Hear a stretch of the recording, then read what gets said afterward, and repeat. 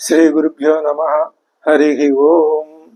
హేరంబమవలంబేహం యస్మిన్ పాతాళకేళిషు దంతేనోదస్యతి క్షోణిం విశ్రామ్యంతి ఫణీశ్వరాః. శృతీనాం మూర్ధానో దదతి తవ యౌశేఖరతయా మమాప్యేతౌ మాతశిరసి దయయా దేహి చరణౌ యయోః పాద్యం పాథః పశుపతి జటాజూటతటిని యయోర్లాక్షా లక్ష్మీరరుణహరి చూడామణి రుచిః. నమో వాకం బ్రూమో నయన రమణీయాయ పదయోః తవాస్మై ద్వంద్వాయ స్ఫుట రుచి రసాలక్తకవతే అసూయత్యత్యంతం యదభిఘననాయ స్పృహయతే పశూనాం ఈశానః ప్రమదవన కంకేళితరవే. ఇందీవరదళశ్యామం ఇందిరానందకందళం వందారు జనమందారం వందేహం యదునందనం. వాగర్ధావివ సంపృక్తౌ వాగర్ధ ప్రతిపత్తయే జగతః పితరౌ వందే పార్వతీ పరమేశ్వరౌ. ఆపదామపహర్తారం దాతారం సర్వసంపదాం లోకాభిరామం శ్రీరామం భూయో భూయో నమామ్యహం. జానక్యః కమలామలాంజలిపుటే యాః పద్మరాగాయితాః న్యస్తాః రాఘవమస్తకే చ విలసత్కుందప్రసూనాయితాః స్రస్తాః శ్యామలకాయకాంతికలితాః యా ఇంద్రనీలాయితాః ముక్తాస్తాః శుభదా భవంతు భవతాం శ్రీరామ వైవాహికాః. నిత్యం శ్రీరామ మంత్రం నిరుపమమధికం నీతి సుజ్ఞాన మంత్రం సత్యం శ్రీరామ మంత్రం సదమల హృదయే సర్వదారోగ్య మంత్రం స్తుత్యం శ్రీరామ మంత్రం సులలిత సుమన సౌఖ్య సౌభాగ్య మంత్రం పఠ్యం శ్రీరామ మంత్రం పవనజ వరదం పాతు మాం రామ మంత్రం. వ్యామోహ ప్రశమౌషధం ముని మనోవృత్తి ప్రవృత్యౌషధం దైత్యోన్మూలకరౌషధం భవభయ ప్రధ్వంసనైకౌషధం భక్తానందకరౌషధం త్రిభువనీ సంజీవనైకౌషధం శ్రేయ ప్రాప్తికరౌషధం పిబ మనః శ్రీరామ నామౌషధం. ధ్యాయే ప్రాతః సురేశం రవికుల తిలకం రంజితానంతలోకం బాలం బాలారుణాక్షం భవముఖ వినుతం భావగమ్యం భవఘ్నం దీప్యంతం స్వర్ణకుక్లుప్తైర్మణిగణనికరైర్భూషణైరుజ్వలాంగం కౌసల్యాదేహజాతం మమ హృదయగతం రామమీషస్మితాస్యం. శ్రీ గురుభ్యో నమ. హరి ఓం. ఇప్పుడు మనం 20వ సర్గలో ప్రవేశిస్తున్నాము. విశ్వామిత్రుడి యొక్క చక్కటి ధోరణితో కూడినటువంటి ఆ వాక్కుల్ని విన్న తర్వాత దశరథ మహారాజు ఏం సమాధానం చెప్తున్నాడో, ఆయన ఎటువంటి ఆందోళనకు గురయ్యాడో ఈ 20వ సర్గలో మనకి కనిపిస్తుంది. ఆయన తన అశక్తతని ప్రకటించాడు. అది ఎలా ఉందో చూద్దాం. తచ్రుత్వా రాజశార్దూలః విశ్వామిత్రస్య భాషితం ముహూర్తమివ నిస్సంజ్ఞః. ఒక్క క్షణకాలం ఆయనకి అసలు ప్రాణాలు పోయినంత, శరీరం ఆగిపోయినంత, మొత్తం అంతా సృష్టి అంతా నిలిచిపోయినంతటి ఒక భయంకరమైన అనుభూతి కలిగి సంజ్ఞావాన్, తర్వాత కొద్దిగా సంజ్ఞ కొంచెం స్పృహ వచ్చి అంటున్నాడు. ఊన షోడశ వర్షో మే, మా రాముడు 16 ఏళ్ళు వయస్సు కూడా నిండలేదయ్యా. ఊన షోడశ వర్ష మే రామ రాజీవలోచన స న యుద్ధ యోగ్యతామస్య పశ్యామి సహ రాక్షసై. రాక్షసులతో యుద్ధమా? నా కుమారుడు 16 ఏళ్ళు కూడా నిండలేదయ్యా. అతడు ఎలా యుద్ధం చేస్తాడు రాక్షసులతో? ఇయం అక్షౌహిణి పూర్ణ యస్యాహం పతిరీశ్వర. అక్షౌహిణులతో ఉన్నటువంటి అక్షౌహిణి సైన్యానికి నేను అధిపతిని, నేను దానికి యజమానిని. అనయా సంవృతో గత్వా నా సైన్యాన్ని నేను వెంట పెట్టుకుని యోద్ధాహం తైర్నిశాచరై ఆ నిశాచరులతో నువ్వు చెప్పిన రాక్షసులు అన్నావే వాళ్ళతో నేను యుద్ధం చేస్తా.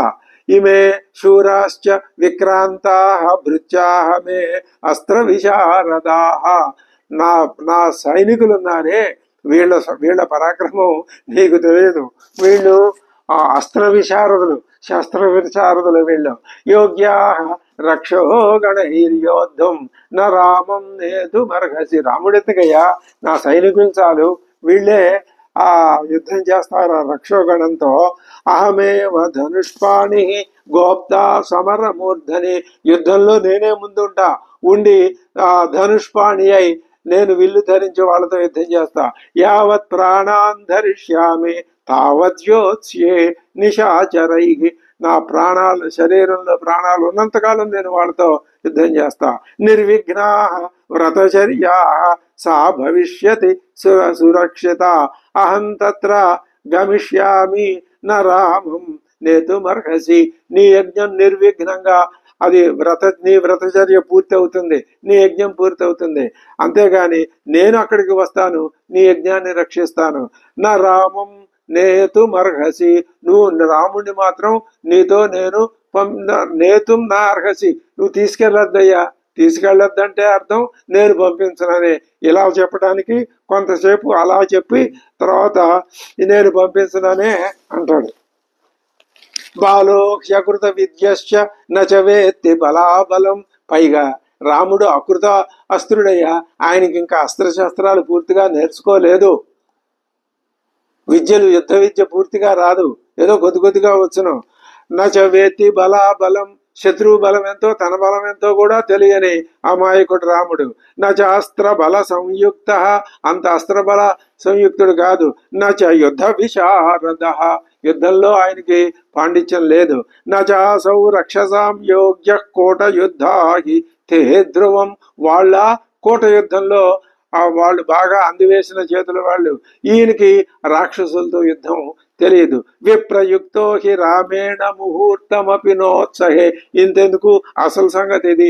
రాముణ్ణి విడిచి నేను ఒక్క క్షణం కూడా ఉండలేను. జీవితం మునిషార్దూల నా రామం నేతుమర్హసి. కొంచెం నేను పరాక్రమం చూపి ఆ రాక్షసుల్ని జయిస్తాననేటటువంటి ఆ ధైర్యం, ఆ ప్రాగల్భ్యం కొంచెం మారి ఇప్పుడు నేను రాముణ్ణి చూడకుండా ఉండలేనయ్యా, కాబట్టి నువ్వు తీసుకెళ్తూ ఈ రకమైనటువంటి వాగ్ధోరణి ప్రదర్శిస్తున్నాడు దశరథ మహారాజు. యదివా రాఘవం బ్రహ్మన్ నేతుమిచ్చసి సువ్రత చతురంగ సమాయుక్తం మయా చ సహితం నయా. రాముణ్ణి తీసుకువెళ్ళవద్దు. నువ్వు ఆయన్ని తీసుకువెళ్ళకపోతే ఒట్టి చేతులతో వెళ్ళొద్దు. చతురంగ బల సమాయుక్తమైనటువంటి నా సైన్యాన్ని నాతో సహా కలిపి తీసుకుని వెళ్ళు. 60 వర్ష సహస్రాణి మమ జాతస్య కౌశిక. ఆయనకి ఆ పుత్రమోహంతో ఒక మాట అటు మాట్లాడుతున్నాడు, మళ్ళీ ఒక మాట ఇటు. తన అశక్తతని మరి తాను ఆ రాక్షసుల్ని జయిస్తాను అని అంటున్నాడు. 60,000 సంవత్సరాల తర్వాత అతడు జాతస్య జన్మించాడయ్యా. దుఃఖేనోత్పాదితశ్చాయం. ఆయన జన్మించడానికి నేను శ్రీరామ జననానికి ముందు నేను ఎంత దుఃఖించాను పుత్రప్రాప్తి కోసం.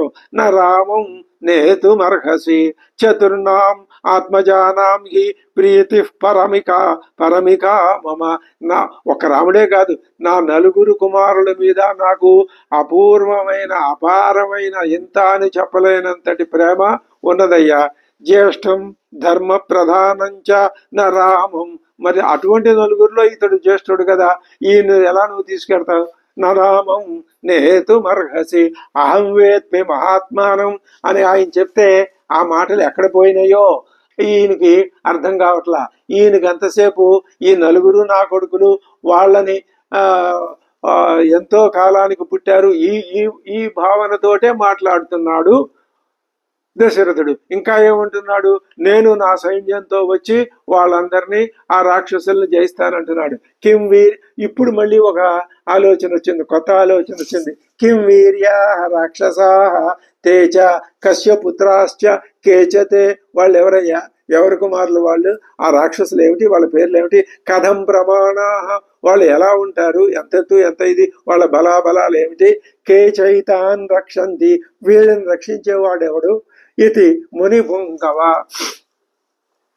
ఈ ఈ రాక్షసుల్ని గురించిన వివరాలు అడగటంలో దశరథ మహారాజు యొక్క ఆ ఆలోచన బాగానే పనిచేసింది. వాళ్ళని రక్షించేదెవరు, వాళ్ళు ఎలాంటి వాళ్ళు, వాళ్ళ శక్తియుక్తులు ఎంతటివి, అది తెలుసుకోవాలనే ఒక ఆలోచన ఆయన కలిగింది. ఎంత కాదన్నా ఆయన మహాయోద్ధ, దేవతలకే సహాయం చేయగలగటానికి త్రిలోక గమనం ఉన్నటువంటి మహానుభావుడు, మహాయోద్ధ. అటువంటి వాడికి మళ్ళీ ఆ ఆలోచన వచ్చి ఎవరు వాళ్ళు, అసలు వాళ్ళ సంగతి ఏమిటి అని వాళ్ళని గురించిన విచారం చేశాడు. కథంచ ప్రతికర్తవ్యం తేషాం రామేణ రక్షసాం, రాముడే యుద్ధానికి వస్తే వాళ్ళతో యుద్ధం ఎలా చేయాలి, మామకైర్వా బలైర్బ్రహ్మన్ మయామా, నాతో గాని నా బలంతో గాని ఎలా వాళ్ళతో యుద్ధం చేయాలి, కోటయోధులు కదా వాళ్ళు, కోటయోధినాం సర్వం మే శంస భగవన్ కథం తేషాం మయారణే స్థాతవ్యం దుష్టభావానాం వీర్యోత్సిక్తా హి రాక్షసా. ఆ రాక్షసులంతా వీర్యోత్సిక్తులు, వాళ్ళకు బలగర్వితులు వాళ్ళు, మరి వాళ్ళు దుష్టభావనలు కలవాళ్ళు. మరి అలాంటి వాళ్ళతో నేను యుద్ధంలో ఏ విధంగా యుద్ధం చేయాలి, సర్వం మే శంస, అంతా నాకు చెప్పవయ్యా. తస్య తద్వచనం శ్రుత్వా విశ్వామిత్రోభ్యభాషత, విశ్వామిత్రుడు కూడా ఈ మాటల్ని చక్కగానే స్వీకరించాడు. అందులో ఏ విధమైనటువంటి భావాలు లేకుండా, సోకకుండా ఉన్నవాడు ఉన్నట్టుగానే ఏమన్నాడు, విశ్వామిత్ర అభ్యభాషత అంటున్నాడు. ఏమని, పౌలస్య వంశ ప్రభవో రావణో నామ రాక్షస, పులస్త్యుడు వంశంలో పుట్టాడయ్యా ఒకడు, అతడి పేరు రావణాసురుడు. స బ్రహ్మణ దత్తవర త్రైలోక్యం బాధతే భృశం, ముల్లోకాల్ని వాడు బాధిస్తున్నాడు. వాడు బాధించటానికి మూల కారణం ఎవరో తెలుసా, బ్రహ్మదేవుడు ఇచ్చిన వరాలు. బ్రహ్మదేవుడి అనుగ్రహాన్ని సంపాదించి ఆ వరగర్వంతో ఆ బలగర్వంతో అతడు ముల్లోకాల్ని బాధిస్తున్నాడయ్యా. మహాబల మహావీర్య రాక్షస బహుభిర్వృత, అతడే మహాబలుడు, మహావీర్యుడు, పైగా ఆయనకు చుట్టూ బోళ్ళంతమంది రాక్షస బలం. శ్రూయతే హి మహావీర్యో రావణో హి రాక్షసాధిప, నేను చెప్పటం కాదు, ఆ రావణాసురుని గురించి ముల్లోకాలకి తెలుసు, అందరికీ తెలుసు, నీకు తెలిసే ఉండాలే. సాక్షాత్ వైశ్రవణ భ్రాత, అతడు పౌలస్య వంశంలో పుట్టినటువంటి వైశ్రవణ భ్రాత, కుబేరుడికి సోదరుడయ్యా. పుత్ర విశ్రవసో మునే, విశ్రవసుడనే పేరు కలిగిన ముని పుత్రుడు ఇతడు. యదా స్వయం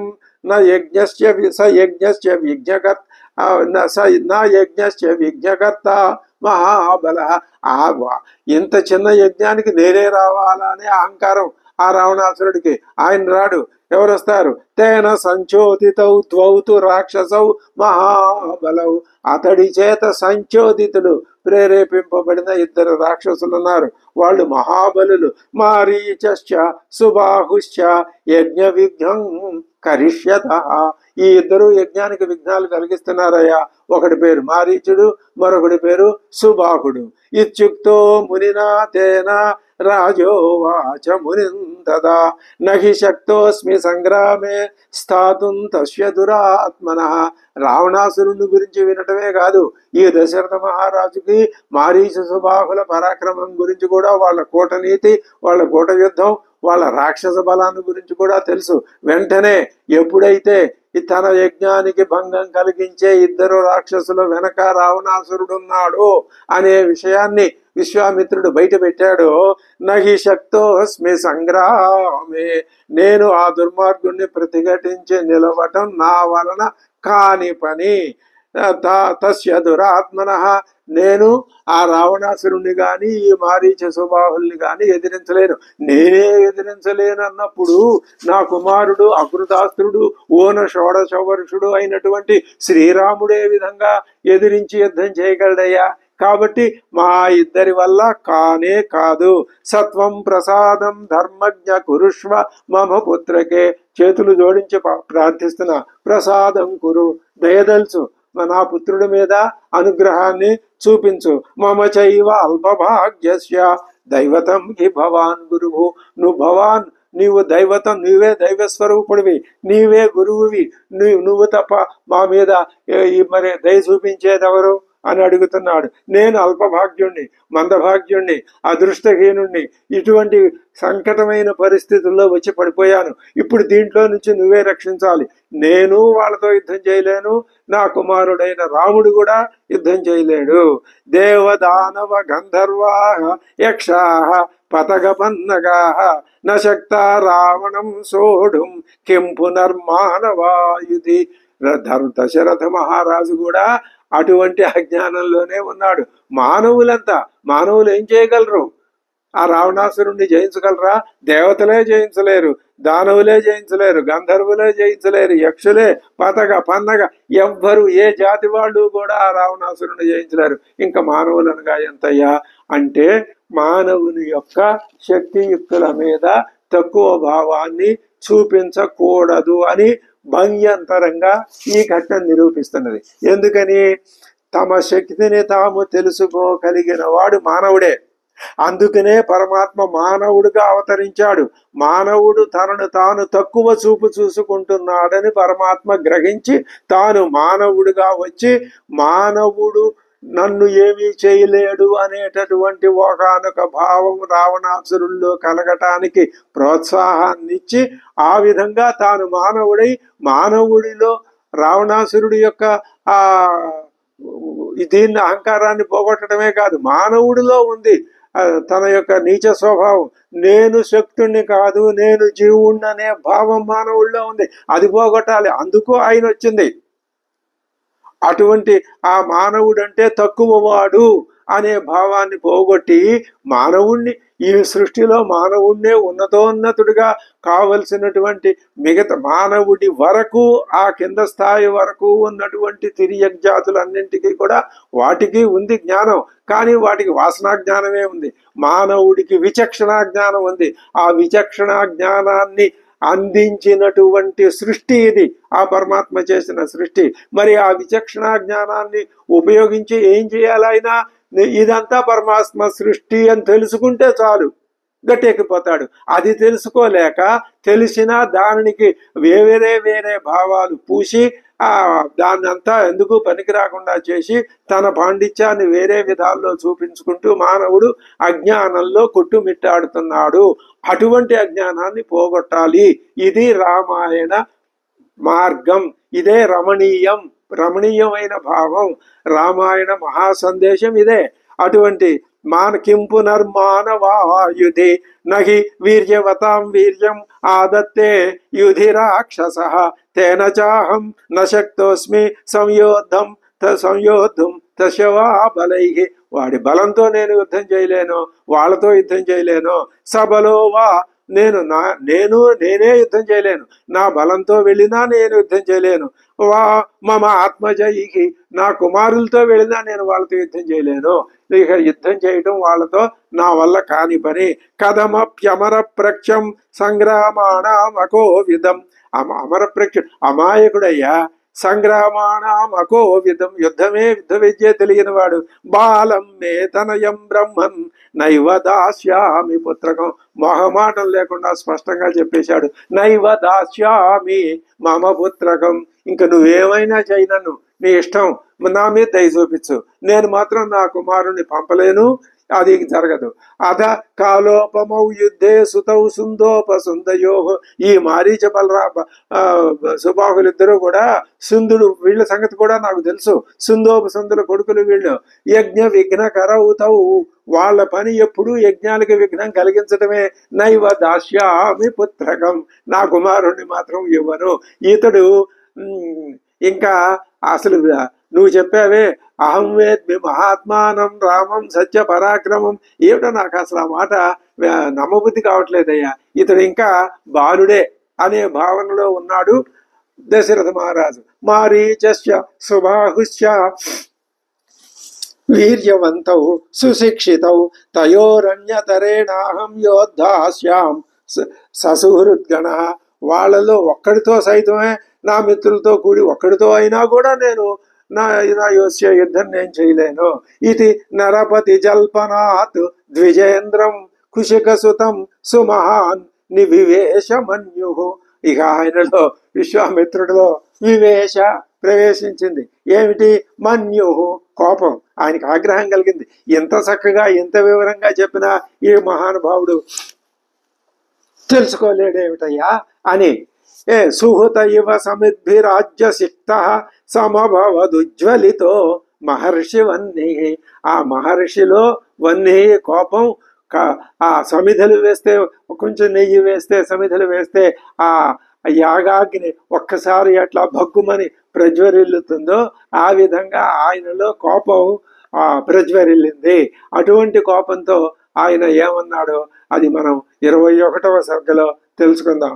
ఇత్యార్షే శ్రీమద్ రామాయణే వాల్మీకియే ఆదికావ్యే బాలకాండే 20 సర్గః. హరి ఓం తత్సత్. బ్రహ్మార్పణమస్తు.